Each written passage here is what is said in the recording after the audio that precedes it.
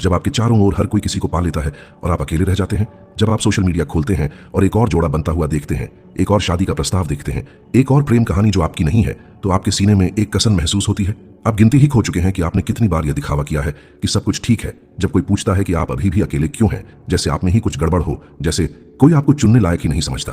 ऐसी रातें होती हैं जब आप छत को घूरते हैं और सोचते हैं कि क्या ईश्वर आपको भूल गए हैं, क्या आशीर्वादों की सूची में आपका नाम खो गया है, क्या आपको छोड़कर हर किसी को प्यार का वादा मिला है। और सबसे बुरी बात, अकेलापन खुद नहीं है, बल्कि यह एहसास है कि आप पीछे छूट गए हैं जबकि बाकी सबकी जिंदगी आगे बढ़ रही है। यह महसूस करना कि आप कुछ गलत कर रहे हैं, कि शायद आप पर्याप्त अच्छे, पर्याप्त सुंदर, पर्याप्त दिलचस्प नहीं है।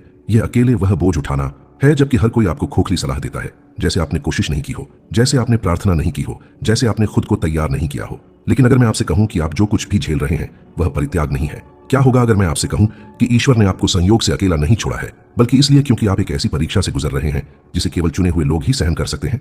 आज मैं आपके लिए एक ऐसा सच लेकर आया हूं जो इस प्रतीक्षा को देखने के आपके तरीके को पूरी तरह से बदल देगा, जो इतनी दर्दनाक रही है। ईश्वर आपको अकेला क्यों रहने देता है जबकि दूसरे इतनी आसानी से किसी को पा लेते हैं? ऐसा क्यों लगता है कि आपके आसपास हर कोई उस प्रेम कहानी को जी रहा है जिसकी आप इतनी चाहत रखते हैं, जबकि आप इंतजार करते रहते हैं, प्रार्थना करते हैं, तैयारी करते हैं, लेकिन कुछ नहीं होता?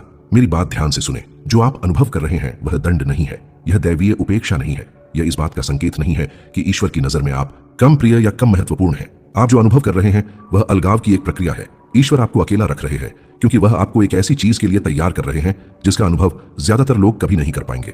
वह आपके जीवन के उन क्षेत्रों में आपको आकार दे रहे हैं, परिष्कृत कर रहे हैं और मजबूत कर रहे हैं जिनका मजबूत होना जरूरी है, इससे पहले कि आप उनके द्वारा आपके लिए दिए गए वादे का बोझ उठा सकें। और मैं आपको बिल्कुल स्पष्ट रूप से दिखाने जा रहा हूं कि इसका क्या मतलब है।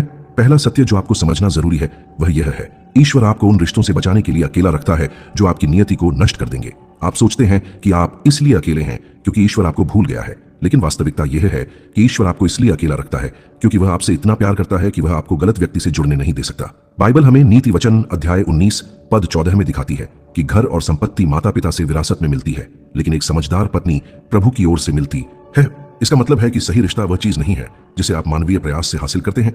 यह ऐसा कुछ नहीं है जिसे आप जबरदस्ती करके होता है। यह ऐसा कुछ नहीं है जिसके लिए आप सौदा या जोड़ तोड़ करते हैं। यह कुछ ऐसा है जो सही समय पर सीधे परमेश्वर के हाथों से आता है। और जब तक वह समय नहीं आता, ईश्वर आपकी रक्षा करते हैं। वह आपको स्वयं से, आपके आवेगपूर्ण चुनावों से, आपकी उस बेताब अकेलेपन से बचाते हैं जो आपको अकेले न रहने के लिए कुछ भी स्वीकार करने पर मजबूर कर देगा।